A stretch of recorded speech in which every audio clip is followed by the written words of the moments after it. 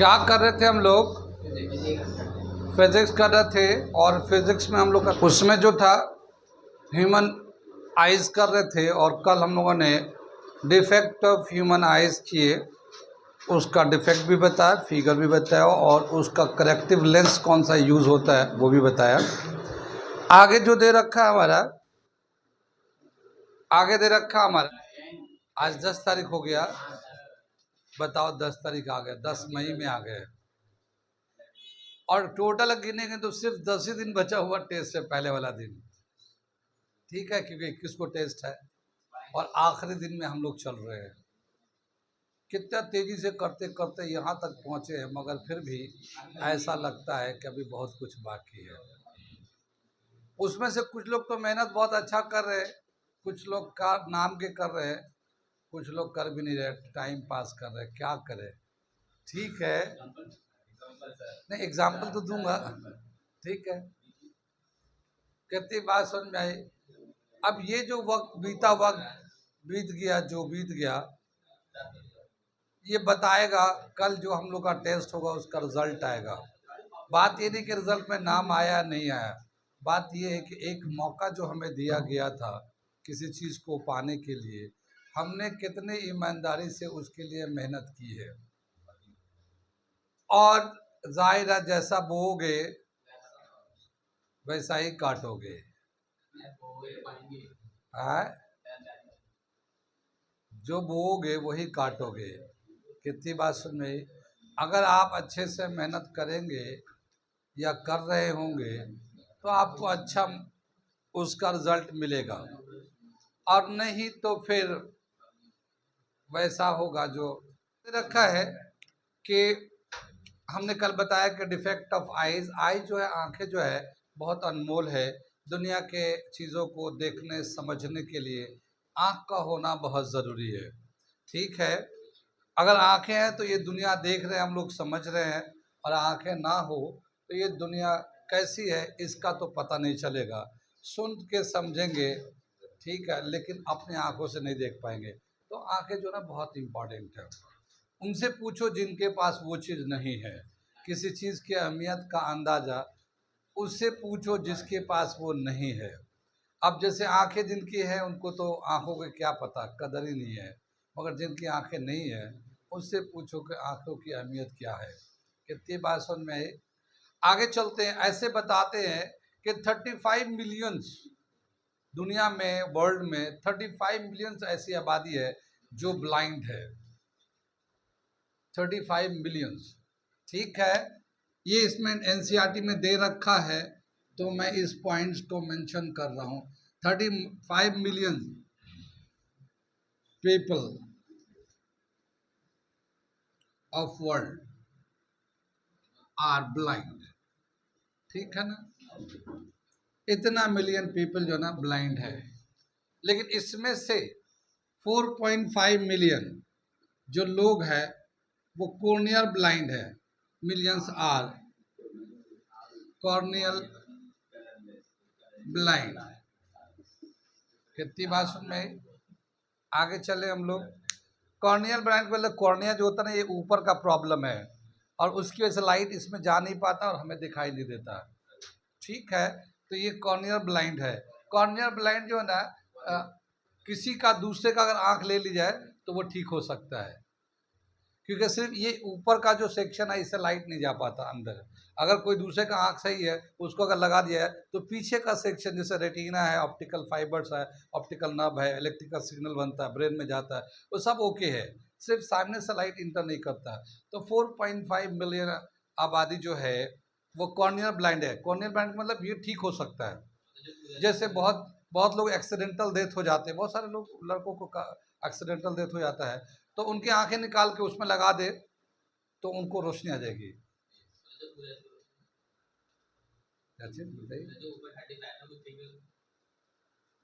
35 million तो पूरे blind है, मगर इनमें से 4.5 मिलियन ऐसे हैं जो कॉर्नियल ब्लाइंड है, इसी में ये भी है। ठीक है, कॉर्नियल ब्लाइंड है। और इसमें 4.5 में से बोला क्या 60% जो है बिलो 12 ईयर्स है, बिलो 12 ईयर्स चिल्ड्रंस है। ठीक है ना। यानी कि 4.5 का 60% लिखोगे तो 3 मिलियन जो है 60% लेंगे ना, 60% ऑफ 4.5, ये 3 मिलियन जो है, लगभग 3 मिलियन के आसपास ऐसे हैं जो चिल्ड्रेंस हैं, बच्चे हैं, ठीक है ना, बच्चे हैं। इन्होंने अभी दुनिया देखी नहीं है, छोटे उम्र के 12 साल के कम से है। अगर इनको आंख लग जाए तो अभी बहुत सारे जिंदगी उनके बाकी है। 12 से तो कम है ना, 9 साल, 10 साल, 8 साल ऐसे हैं। अगर इनको आंख मिल जाए तो ये फिर आगे चल के अपने लाइफ में बहुत कुछ कर सकते हैं। ठीक है। कॉर्नियल ब्लाइंड जो है ऐसा ब्लाइंडनेस होता है जो किसी के आंख के डोनेट करने से उसके आंख को मिल जाए तो आराम से उसका रिकवर हो जाएगा आंख का। बहुत सारे लोग ऐसे होते हैं जैसे आंख को डोनेट कर देते हैं कि अगर मेरा एक्सीडेंटल डेथ हो जाए तो मेरी आंख निकाल लीजिएगा और निकाल के जिसको भी ज़रूरत है उसे दे सकते हैं, दे दिएगा। तो बहुत सारे लोग आंख को डोनेट, जाहिर है जब मर जाएंगे तो ये आंखें भी आपके साथ चली जाएंगी और जाके जलाना है तो जला देंगे, मिट्टी में दफना दफना देंगे, सब चले जाएंगे।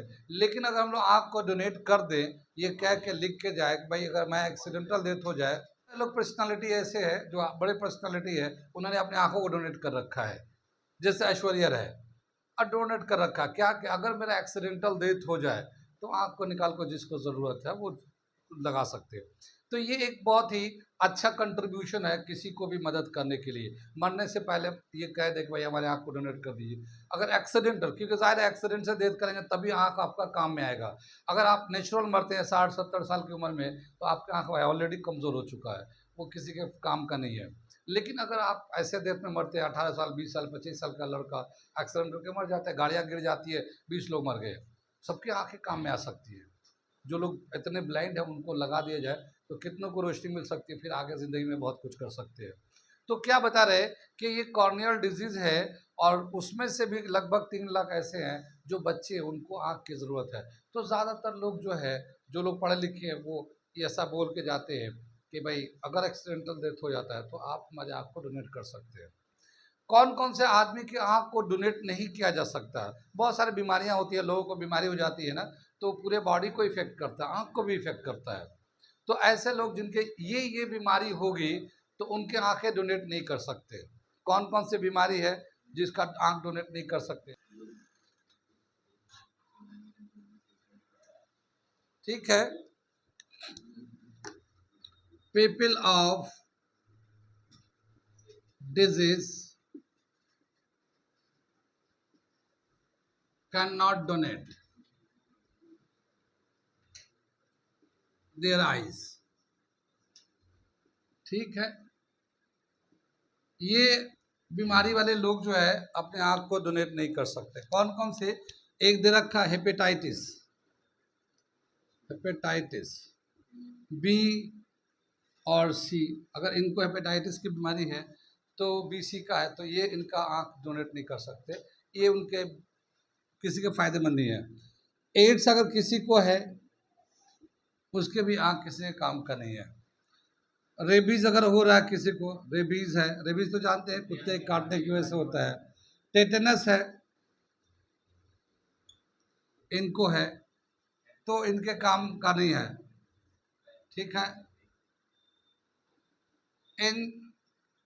सेफेलाइटिस, सेफेलाइटिस अगर इस तरह, ये भी बीमारी है एक इंसेफेलाइटिस, अगर इस तरह की प्रॉब्लम है तो ये भी, इनके भी आंखें काम में नहीं आ सकते।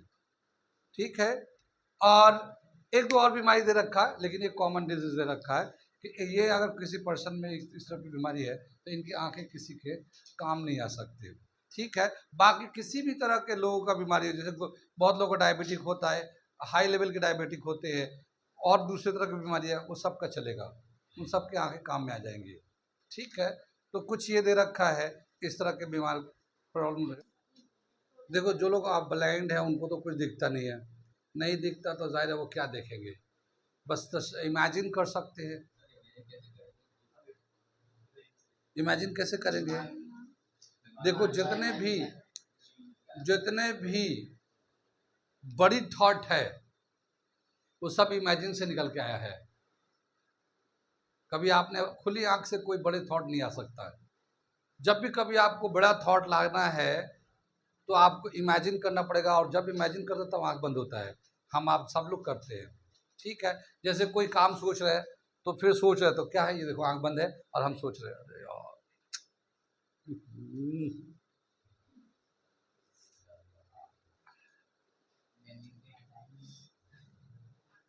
आंख बंद करके आदमी सोचता है और फिर कैलकुलेट करता है आंख करके, क्योंकि आंख खुला रहेगा ना तो सामने कोई भी जा रहा है ना, कोई जा रहा है कोई आ रहा है, तो उसका उसका आप पे व्यू बन रहा है, और उस व्यू की वजह से आपका फोकस नहीं बनता। आप माइंड को फोकस करना चाहते हैं किसी चीज़ को सब सोचने के लिए, तो उसके आने जाने, बच्चे खेल रहे कुछ हो रहा है तो आपको फोकस नहीं कर पाएंगे। फिर आंख बंद करेंगे तो वो खत्म हो जाएगा डिस्टर्बेंस, फिर आप फोकस करेंगे फिर सोचेंगे। कोई भी बड़ा थॉट है जब भी कभी किसी के दिमाग में आता है, आंख बंद ही होता है, ठीक है। इतनी बात सुने, या फिर अकेले में हो, या फिर अकेले में कोई नहीं है, अकेले रह है, तब बड़े थॉट आप इमेजिन कर सकते हैं, क्योंकि आपको कोई डिस्टर्बेंस पैरामीटर नहीं है। जैसे गौतम बुद्ध गया में बरगद के दरख्त के नीचे बैठ के ज्ञान हासिल की। बात कहने का मतलब ये कि बड़े थॉट, बड़ी बातें जो होती हैं, ये सोच समझ आता है, या तो आंखें बंद होती है या अकेले में बैठ के सोचते हैं, ठीक है। वरना ग्रुप में रहेंगे तो आप उस वक्त बड़ी सोच तो नहीं कर सकते, एंजॉय कर सकते हैं, ठीक है। आगे चले हम लोग, कितनी बात समझ में आई। आगे बताया क्या कि क्या तरीका है आंख को जब डोनेट करेंगे, अगर डोनेट करना है तो कैसे, कितना टाइम तक आंखें लाइव रहती है, ठीक है। तो इसका मेथड दे रखा है, कैसे इसको,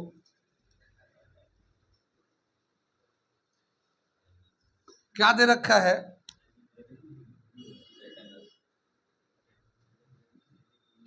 मेथड दे रखा। देखो जब भी कभी आदमी डेथ करता है, एक्सीडेंटल डेथ करता है, तो उसकी आंखें जो है 6 से 8 घंटे तक लाइव रहती है, ठीक है। Minimum the eyes are live 6 to 8 hours, ठीक है ना।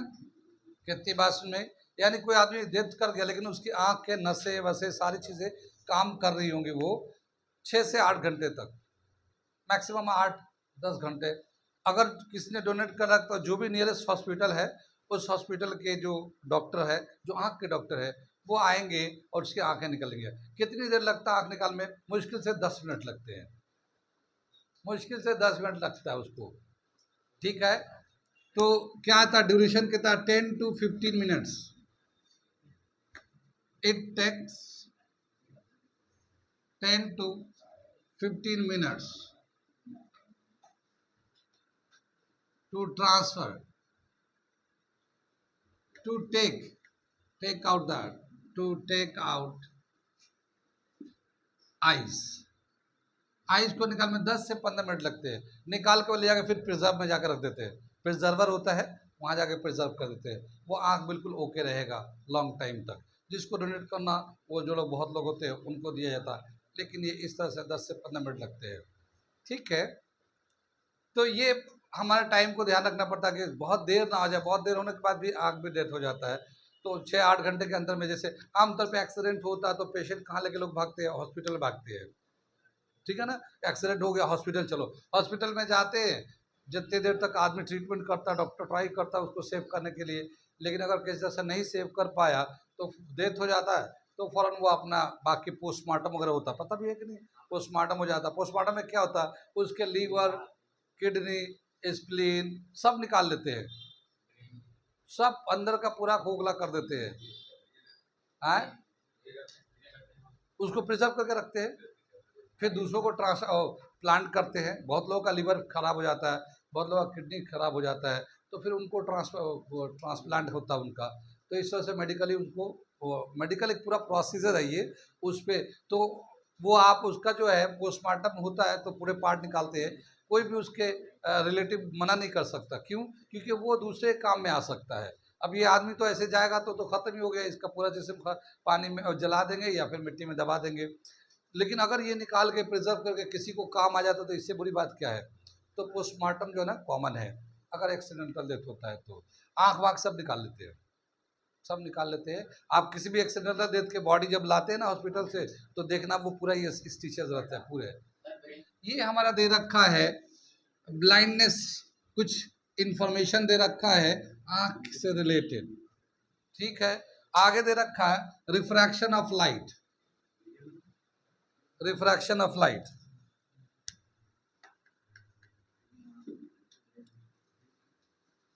क्या हो गया?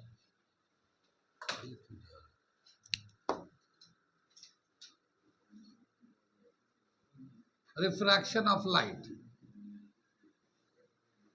जानते क्या होता है refraction of light? Light through a prism.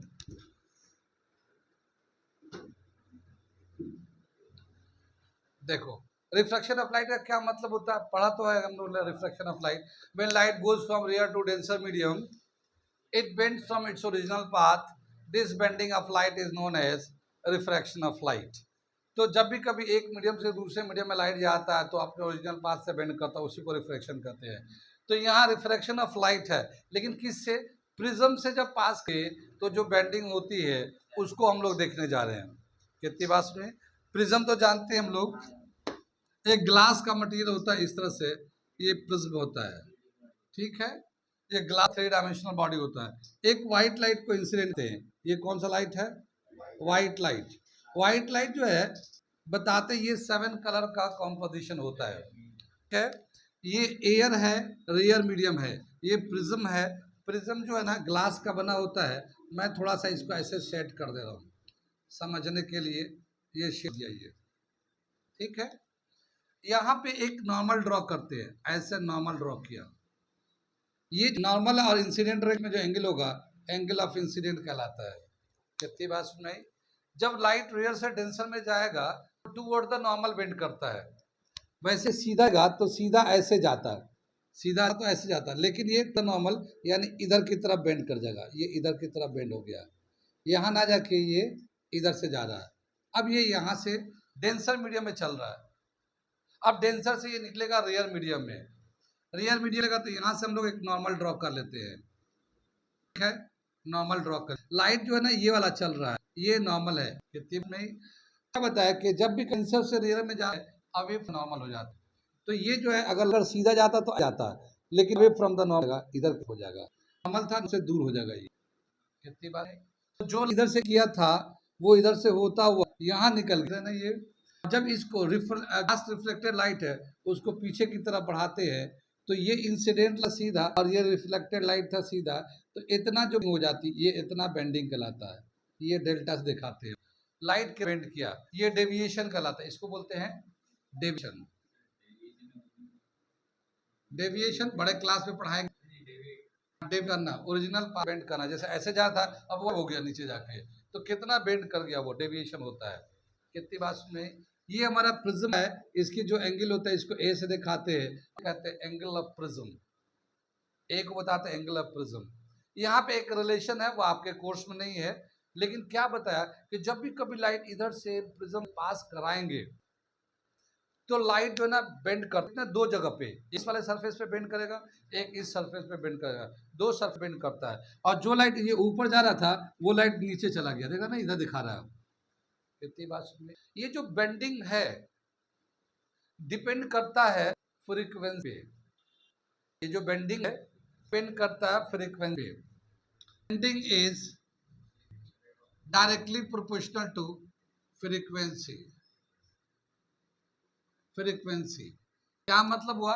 जिसका फ्रीक्वेंसी ज्यादा होगा वो ज्यादा बेंड करेगा, और जिसका फ्रीक्वेंसी कम होगा वो कम बेंड करेगा। कितनी बात सुन में आगे चले, समझ बात आ रही है? जिसका फ्रीक्वेंसी ज्यादा होगा वो ज्यादा बेंड करेगा, जिसका फ्रीक्वेंसी होगा वो कम बेंड करेगा। क्या देखा गया कि जब व्हाइट लाइट को प्रिज्म पास कराते हैं, जब ये प्रिज्म पास होता है और यहाँ स्क्रीन है, ये स्क्रीन पे हैं, तो यहाँ पे 7 कलर्स का ऐसा बैंड बन जाता है, ऐसा बैंड आ जाता है ऐसा।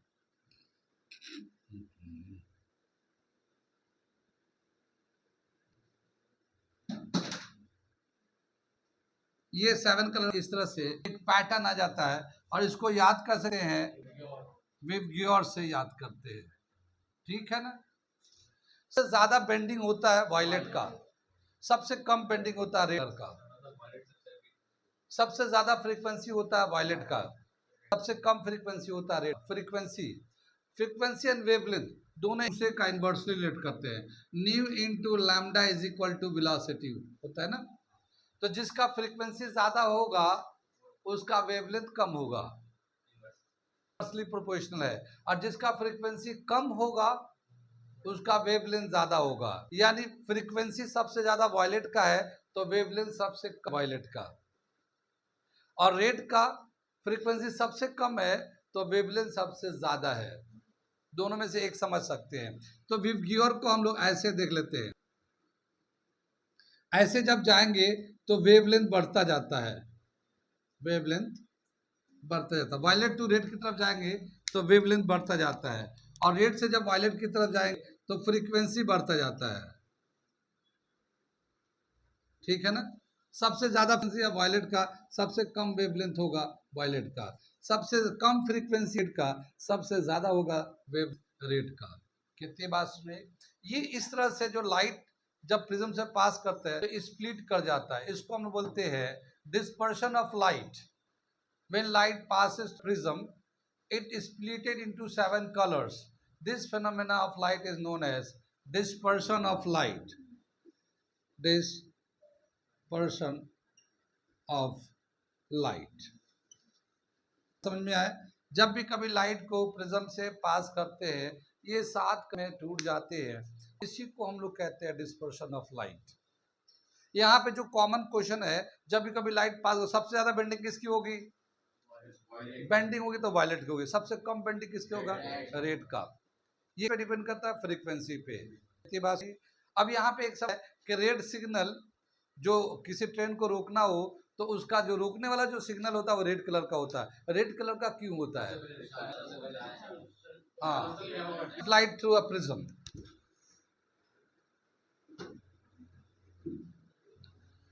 देखो रिफ्रैक्शन ऑफ लाइट का क्या मतलब होता है, पढ़ा तो है हम लोग refraction of light. When light goes from rare to denser medium it bends from its original path. This bending of light is known as refraction of light. तो जब भी कभी एक मीडियम से दूसरे मीडियम में लाइट जाता है तो अपने ओरिजिनल पाथ से बेंड करता है, उसी को रिफ्रैक्शन कहते हैं। तो यहाँ रिफ्रैक्शन ऑफ लाइट है, लेकिन किससे, प्रिज्म से जब पास किए तो जो बेंडिंग होती है उसको हम लोग देखने जा रहे हैं। कितनी बात है, दूर से दिख जाता है। ठीक है, कितनी बात में जैसे आगे कोई खतरा होगा तभी तो रेड लाइट जलाएंगे, तब जब आगे खतरा है। तो ट्रेन को या किसी चलने वाली गाड़ियों को रोकना है तो उसको क्या करता है, रेड दिखाते हैं। रेड ब्लिंक बड़ा होता है तो ड्राइवर को दूर से ही दिख जाता है और फिर वहीं से लगाना शुरू कर देता है, उस खतरे लाइन से हम आगे जाने से पहले रुक जाए।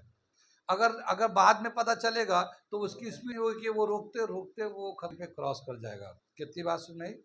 तो इसीलिए रेड होता है और आता है कि आगे क्या है, आगे है मुकुल, आगे क्या है, डेंजर है। जब शादी होती है तो दुल्हन आती है रेड ड्रेस में, उसके बाद शादी के बाद खतरा है। ठीक है, कितनी बात में। तो इसीलिए ट्रेंड चेंज हो रहा है, अब शादियों में रेड कपड़े पहनना कम होके दूसरे कलर के कपड़े पहन रहे हैं। ठीक है ना, ताकि ये जो मैं कि रेड और खतरा घर में, अब घर के तहस नहस होने वाला है। कितनी बात नहीं। आगे चले हम लोग। ये तो एक प्रिज्म था, जब इसे पास करते हैं तो